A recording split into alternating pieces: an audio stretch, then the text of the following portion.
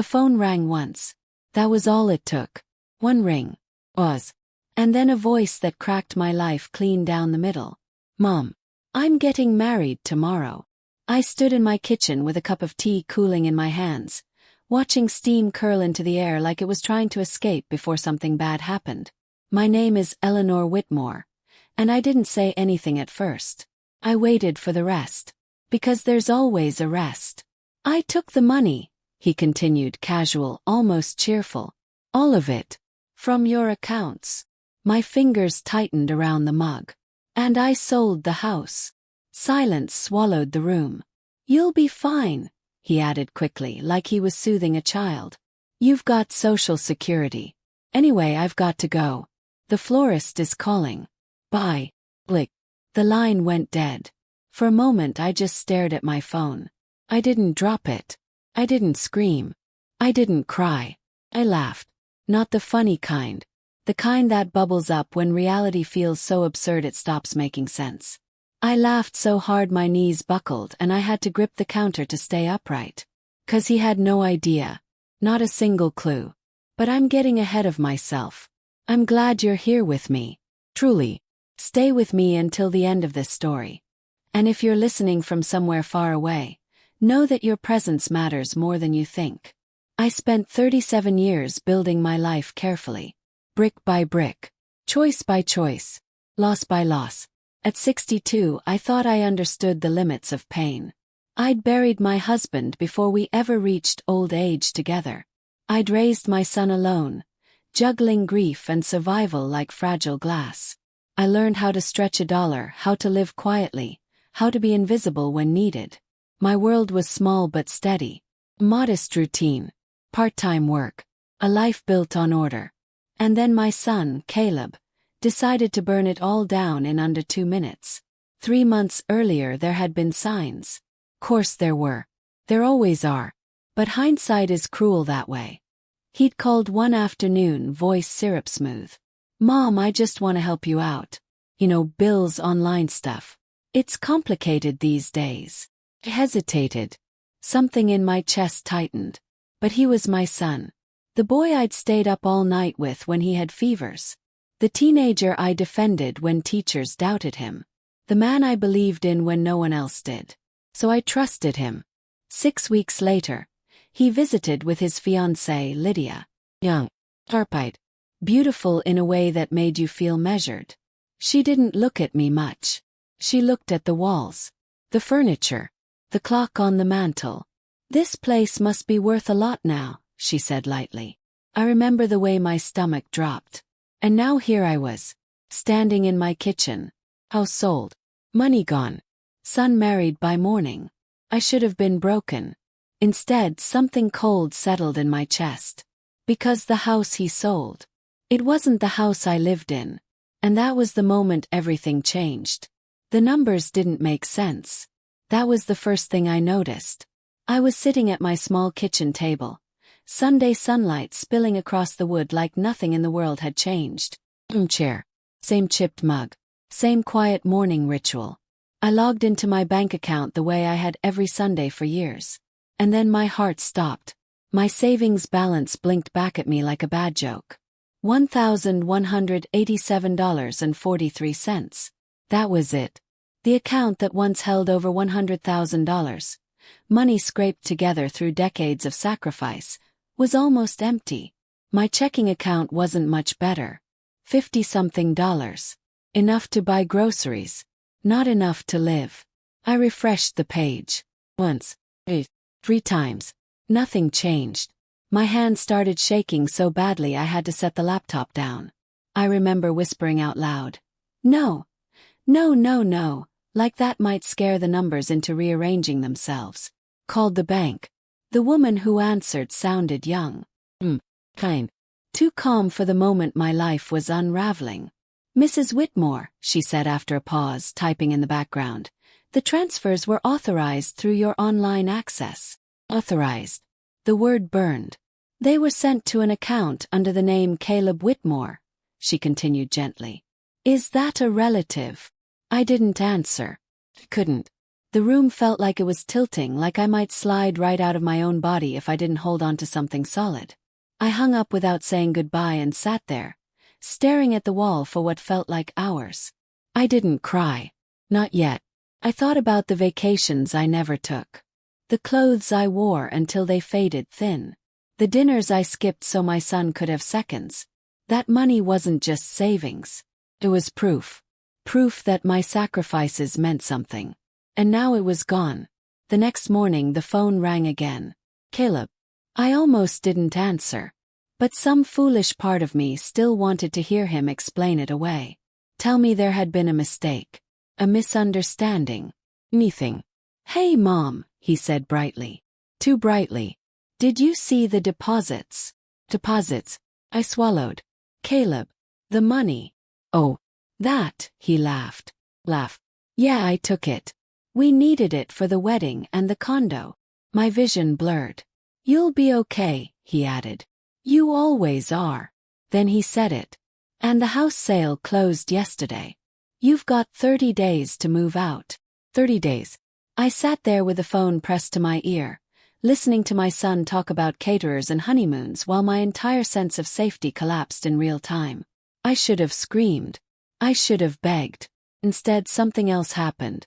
Something quiet. Something dangerous. As he spoke, my mind drifted to a file folder tucked away in a drawer he'd never opened. To a decision I'd made years ago that he never questioned. And when he finally hung up, satisfied and smug, I started to smile. Because Caleb thought he had won. And he had no idea he'd just triggered a chain of consequences that would tear his new life apart piece by piece. And the next move would be mine. I laughed so hard I had to sit down.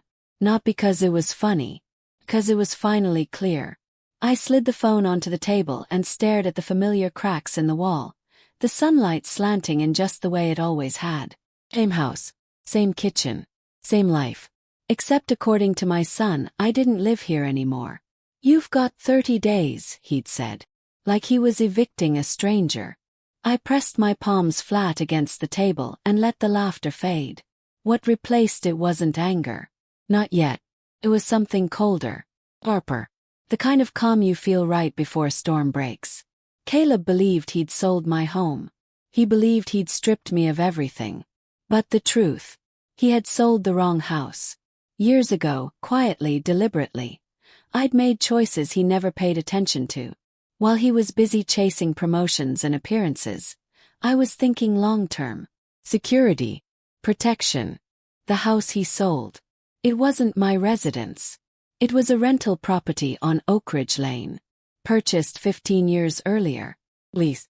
Occupied. Protected by a legally binding contract that still had over a year left on it. The house I lived in, the one I was sitting in right now, was something else entirely. Held in a trust. Mortgage-free. Titled in a way Caleb never bothered to understand. He saw what he wanted to see. And greed filled in the rest. I stood up slowly and walked to the hallway closet. Pulled out the filing cabinet. The one he'd never touched. Inside were neat folders labeled in my handwriting. Property. Trust. Leases. Bank records. Proof. I made coffee. Real coffee this time. Strong. Bitter. Grounding. Then I started calling people. First, the bank's fraud department. Invoice. Clear words. I need to report unauthorized withdrawals. Then a lawyer. An old acquaintance. Someone who knew how to listen without interrupting. Finally, I called the tenants. They were confused. Afraid. But grateful when I explained. Their lease was valid. They weren't going anywhere. And that meant something very important. It meant Caleb had committed fraud. The realization didn't thrill me. Didn't make me feel powerful. Made me feel tired. Bone-deep tired. Because no mother dreams of outsmarting her child. But mothers also don't dream of being robbed by them. That night, I lay awake replaying his voice in my head. You'll be fine. Fine. As if safety was something disposable. As if I was already halfway gone. I stared at the ceiling and understood something painful and permanent. Caleb didn't see me as a person anymore. He saw me as a resource. And resources, once drained, are discarded. By morning my plan was clear. I would not scream. I would not plead. I would not warn him. I would let him enjoy his wedding. Smile for photos. Toast with stolen champagne. And when the truth arrived, quiet, official, unstoppable, it would land on him like a verdict. Because the moment he decided I was expendable was the moment I stopped protecting him from the consequences of his own choices. And he still had no idea what was coming next. I went to the wedding. I stood in front of my mirror that morning, smoothing down a navy blue dress I hadn't worn in years, and practiced my face. Pleasant. Proud. No cracks. No tears. Because if Caleb was going to believe he'd won, I was going to let him believe it completely. The venue was extravagant. White roses. Crystal lights. Soft music floating through the air like money didn't matter. Like none of it was built on stolen ground. When I arrived, he looked relieved. "Mom," he said, pulling me into a hug that felt rehearsed. "I'm really glad you came." Smiled. "Of course." Lydia stood beside him, radiant and sharp, her eyes flicking to my jewelry, my dress, my posture. Measuring again. She leaned in. "I hope you're not too stressed about everything," she said softly.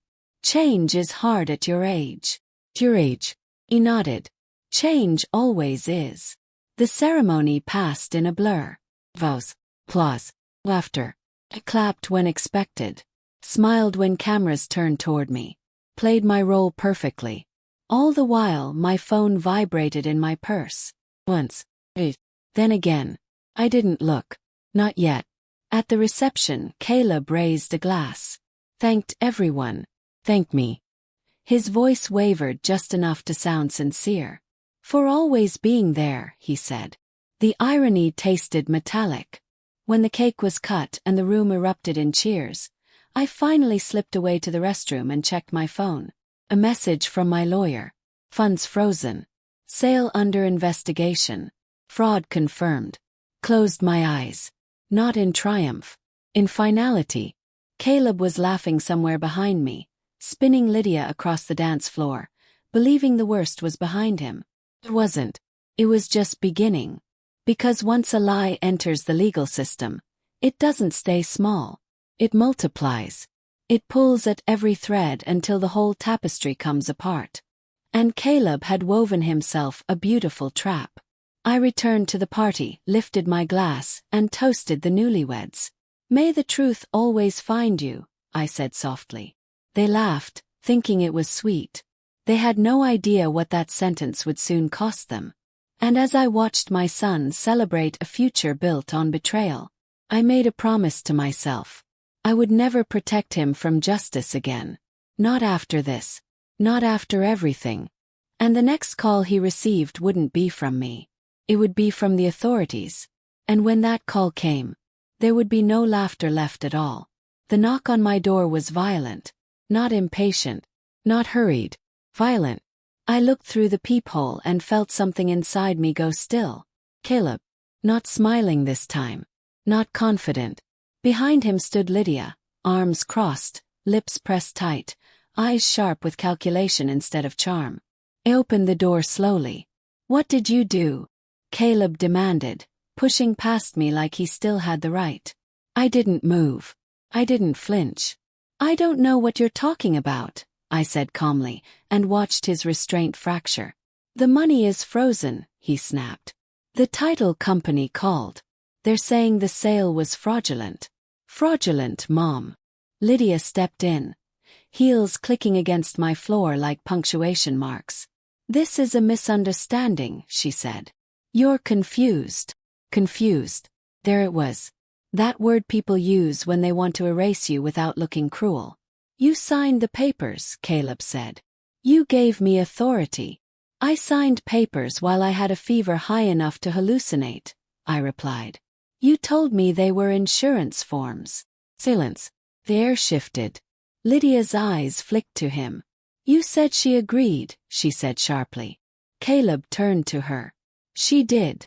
"No," I said. "She didn't. And you know it." The room filled with something heavy. Only. Truth pressing its weight against lies that were starting to crack. You're doing this to punish us, Lydia snapped suddenly, dropping the soft voice.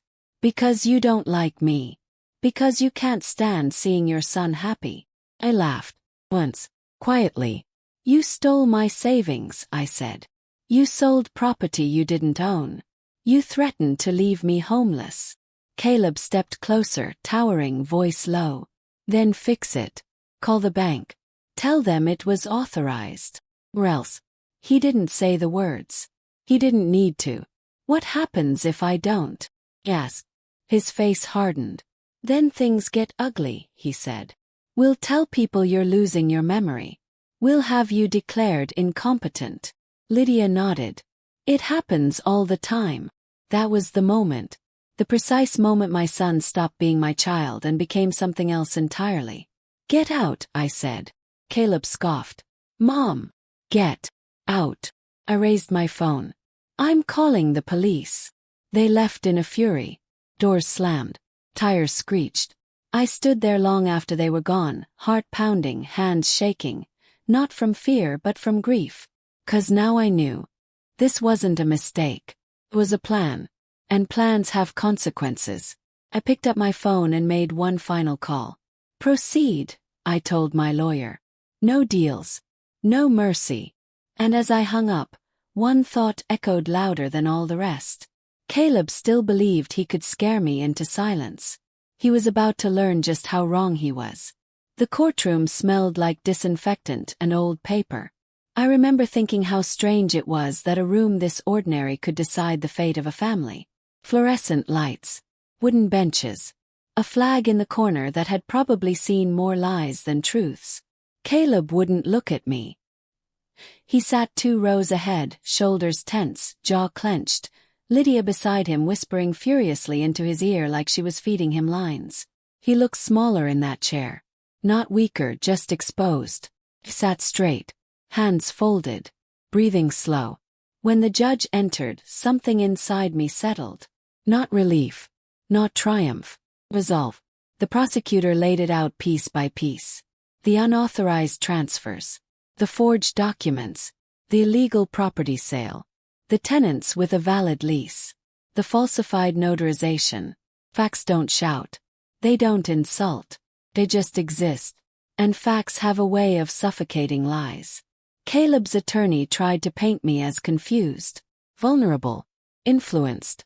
She gave permission, he argued. This is a family misunderstanding. A misunderstanding. I was called to the stand. I stood, walked forward and felt every eye on me. 62 years of life pressing behind my ribs. 37 years of sacrifice in my spine. Did you authorize your son to withdraw your savings? The prosecutor asked. No, I said. Did you authorize him to sell the property? No. Did you knowingly grant him power of attorney? No. Clear. Simple. Undeniable. Caleb stared at the floor. When he took the stand, he tried to perform. Concerned son. Overwhelmed groom. Good intentions gone wrong. But under cross-examination, his story unraveled. Dates didn't line up. Documents contradicted each other. The notary's location didn't match reality. The truth leaked out like air from a punctured tire. When the verdict was read, guilty, the room went silent. Lydia gasped. Caleb's face crumpled. For a moment I thought he might look at me. He didn't.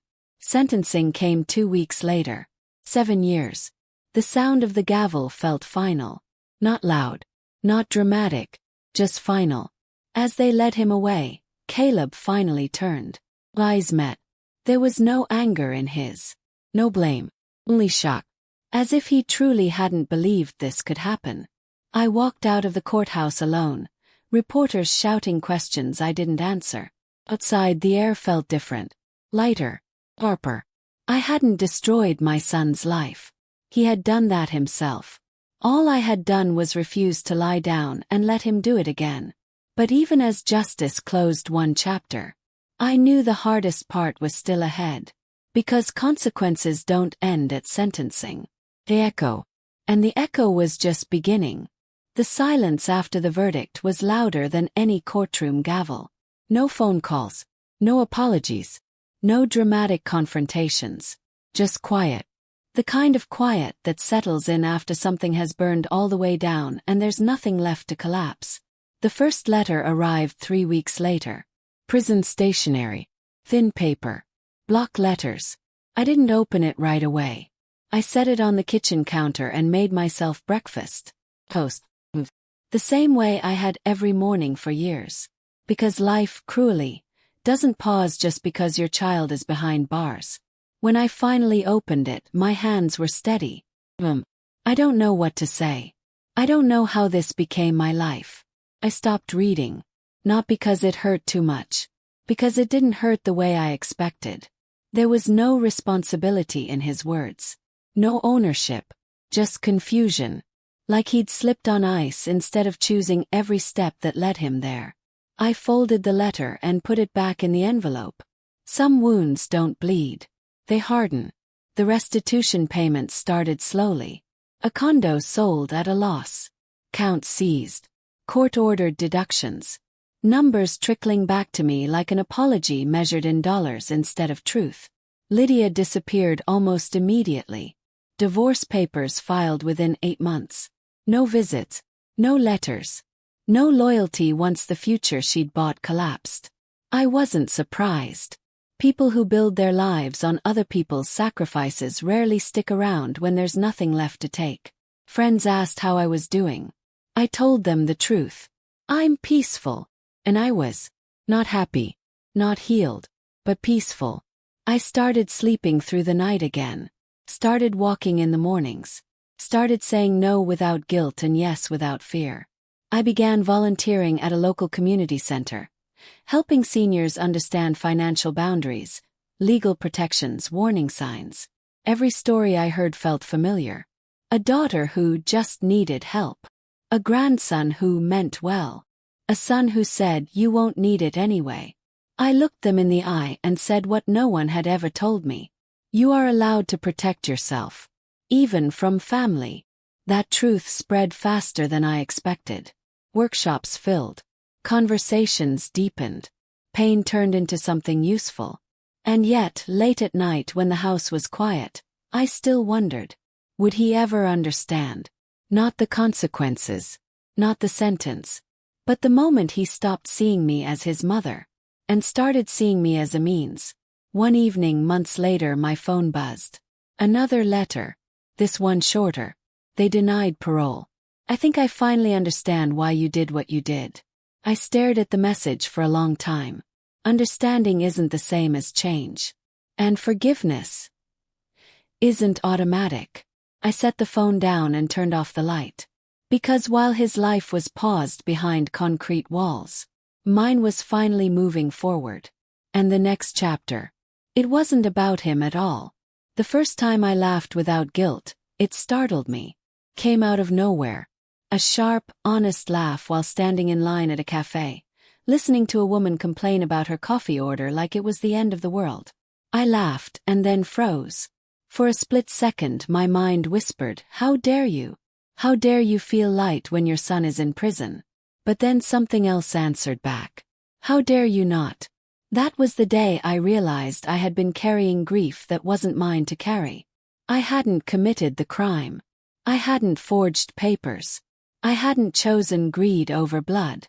Yet somehow, I'd been living as if punishment applied to both of us. I stopped doing that. I started small. Morning walks that turned into long strolls. Lunches with friends I'd quietly neglected for years.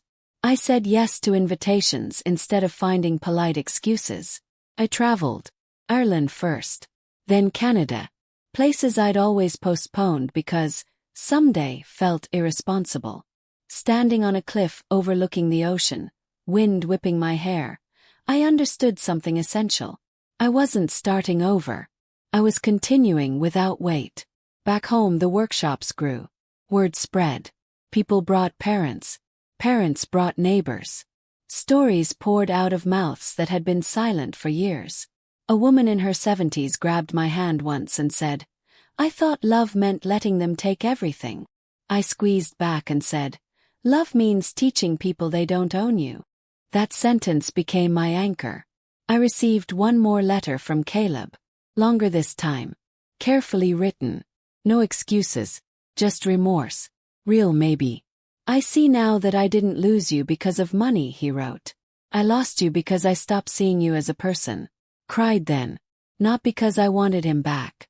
But because he finally understood what he'd broken. I haven't written back. Not yet. Some conversations require time. Some bridges need distance before they can be rebuilt, if they ever are. On my 63rd birthday, my friends surprised me with a dinner party. Laughter filled the house. Candles flickered. Glasses clinked. I looked around the room and felt something settle deep in my chest. I wasn't alone. I never had been. Caleb was wrong about that. As the night wound down and the last guest hugged me goodbye, I stood in my doorway, watching taillights disappear down the street. I thought about the woman I'd been before the phone call. Careful, quiet, afraid to take up space. That woman didn't exist anymore.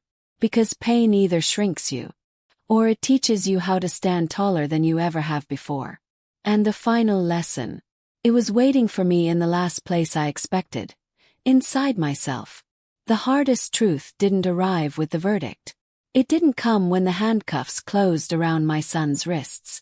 It didn't come when the house went quiet or the letters stopped coming. It came one morning when I realized I was no longer waiting. Not waiting for an apology. Not waiting for understanding. Not waiting for permission to live. I was standing in my kitchen, the same kitchen where that phone call had shattered everything, and I noticed something strange. Felt steady. Not numb. Not distracted. Steady. For so long, my identity had been wrapped around being someone's mother. Someone's safety net. Someone's last line of defense. I thought losing that role would hollow me out. Instead, it revealed something I'd buried for decades. Me. I didn't forgive Caleb in a dramatic moment. There was no lightning strike of grace, no sudden release of pain. Forgiveness, I learned, isn't a performance. It's a boundary. It's waking up one day and realizing you no longer carry rage in your body. That his choices no longer dictate the temperature of your life. I forgave him quietly. Not because he deserved it. But because I did. I still don't know what our relationship will look like someday. I don't know if there will be reconciliation, or just understanding from a distance. And for the first time I'm okay with not knowing. Because closure didn't come from him. It came from the moment I stopped asking myself what kind of mother I was. And started asking what kind of woman I wanted to be. Here's what I learned. Listen closely because this part matters. Love without boundaries is not love. Sacrifice without respect is not virtue. And family does not get a free pass to destroy you. You are allowed to protect yourself. Even when it hurts. Even when it costs you something. Even when the person standing across from you shares your blood. Especially then. I didn't destroy my son's life. I didn't choose greed over love. I chose truth over fear. And that choice saved me. If you're listening to this and you're standing at the edge of a decision that feels impossible. If someone you love is asking you to shrink, to stay silent, to give up pieces of yourself just to keep the peace. I want you to hear this clearly. You are not selfish for choosing yourself. You are not cruel for demanding respect. And you are not wrong for letting consequences do the teaching you can't. Sometimes strength doesn't look like anger. Sometimes it looks like calm. Paperwork. Patience. And the quiet refusal to be erased. Kept my home. Kept my dignity. Kept my life. And in the end, that was everything. Thanks for listening. Don't forget to subscribe, and if you've lived through something similar, share your story in the comments. Your voice matters.